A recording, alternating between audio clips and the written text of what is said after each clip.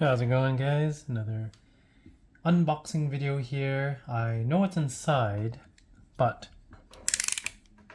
wanted to do this on camera because why not? So for those that follow my channel, first off, thank you for the views, and if you have subscribed, I appreciate it.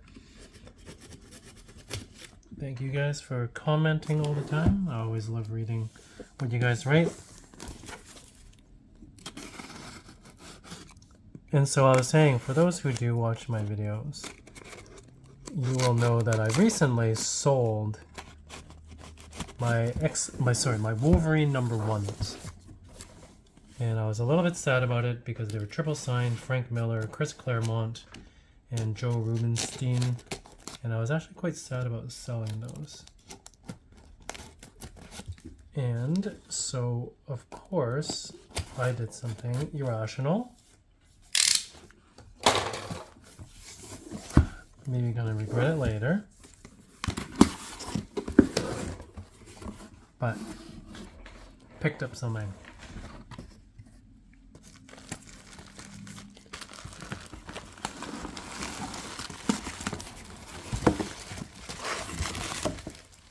Great packaging job. So two quick things here. One is the seller that I bought this from. It's Doug Sulipa. He's in Manitoba, Canada. So for all you Canadian buyers, great guy. Like, you should definitely reach out to him. If you need reference, let me know. His website is far from the best. It's dougcomicworld.com. So D-O-U-G comic, but with no S, world. Great guy. I chatted with him for probably, 15 minutes or so. There's a really good interview that he has on YouTube as well. But the guy is like a super comic.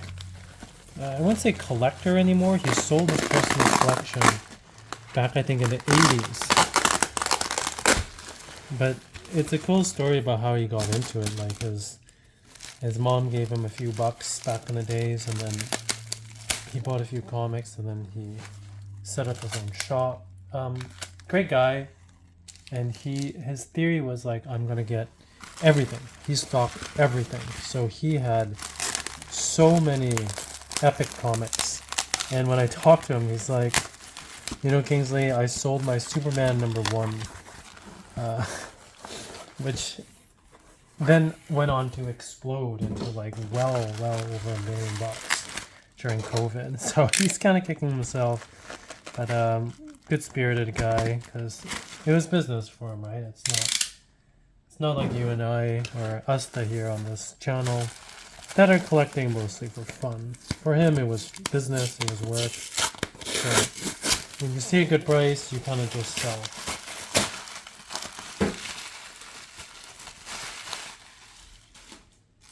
Yeah, so again, great guy.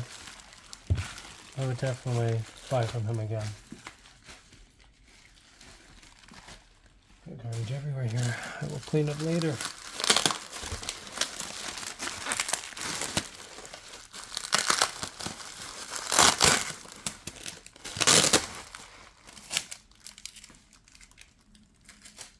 Tape to reuse.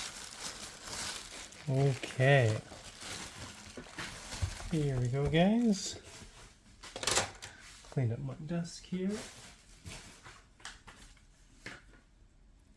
And they're backwards, of course. So you already saw what it is, but 9.8. And this one's also backwards. Alright. So, there we go.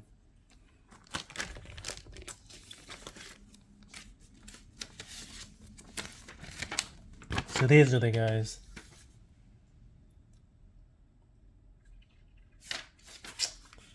Just a little note from them. So Doug Comic World. Doug Comic World. So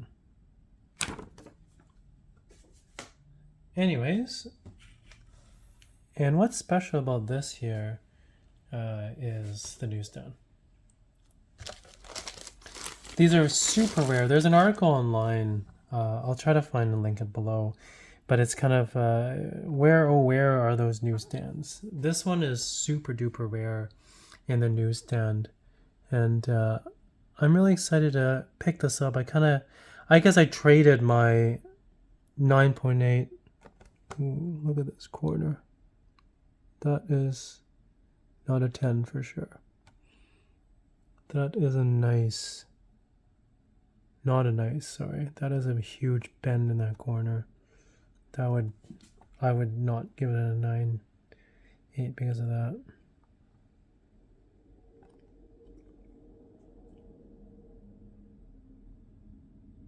Nice corner. This is common too. I asked him about that on the phone, but he said he's like, oh, it looks perfect. I don't see any cut, so it definitely was there. I asked him about that. This bottom part is just a production issue. I had two other ones that are like that. This corner actually not bad. Pretty good.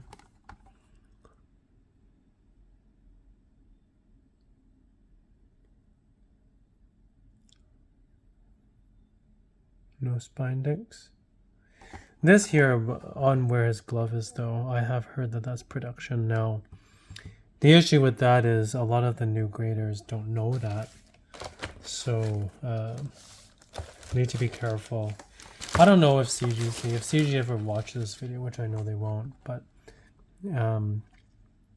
I wonder if we leave a note saying, hey, this is like a production error, will they actually take into consideration, or will they think we're just being like over demanding collectors? Look at that.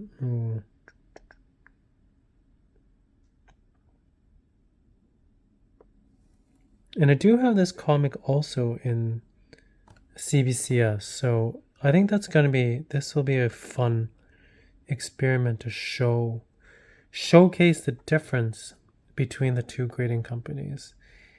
And what is going on down here?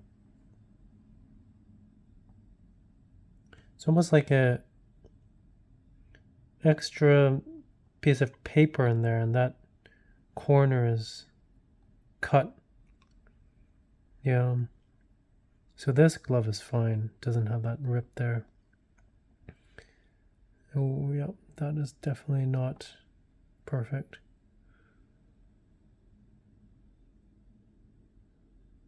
No issues there. That corner looks sharp.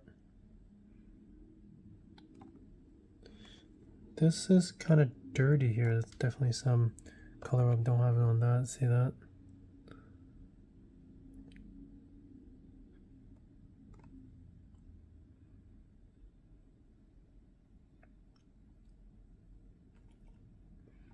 That corner is pretty banged up-ish, but yeah, you can see. I would not feel comfortable with this as a submission. I mean, I think it's fine to leave it as is. The 9.8, it's the new slab. There's no Newton rings. It's beautiful as is, and it's probably going to be the way that they'll stay. But I don't know. What do you guys think? I know CGC recently announced that they're going to recognize the newsstand on the label. I don't know if it's confirmed that they'll include it on the census or not. I believe they would because, well, that's what CBCS does, and I do believe it's a very different book. And not to be mistaken, like some of the, say like the 19, like X-Men number 129, the first Kitty Pryde and White Queen, that one people might think it's more rare in newsstand, but it definitely isn't. I mean, it is and it isn't. The book is rare and direct because of the timing, but at the flip side, it's rare in a 9.8 in a newsstand because these were put on newsstands, so they were not super high quality. And as you can see, right, like a little hit there, that corner's not perfect.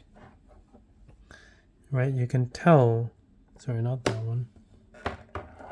You can tell that this was stacked or something. This looks almost like it's upside down, right? That's a little bent over. The bottom is shockingly, well, yeah, no. It's not perfect. This is definitely not a 10, I'll say that much. And I always say, if it's not a 10, I will not send it in for signature. Even if it is a 10, there's occasions where I've gotten them back as a 9.6.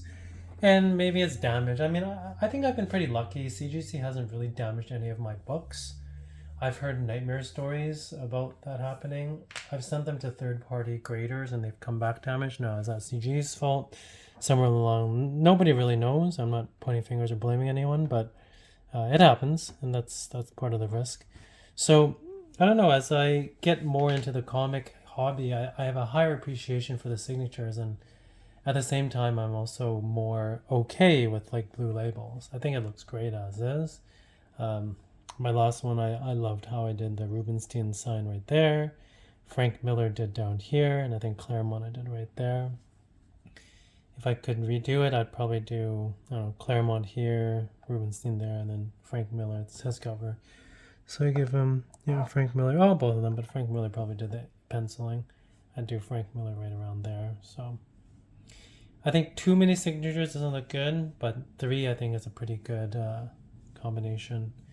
Anyhow, that's pretty much it, guys. What do you guys think? Would you rather have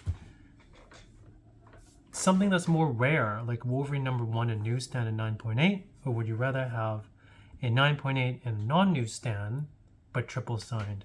Triple signed is also hard because it's rare to get 3 people in the same place, and like Frank Miller, he's not a young man anymore, so it's definitely going to be worth quite a bit of money, and hopefully lives a long time, but just saying. Yeah, so what do you guys think? Would you rather have a 9.8 newsstand in blue, or would you rather have a 9.8 signed, triple signed in the non-newsstand? Let me know in the comments below, and please subscribe if you guys are still here. I appreciate it. Love you guys, and we will talk soon. Thanks for watching. Bye.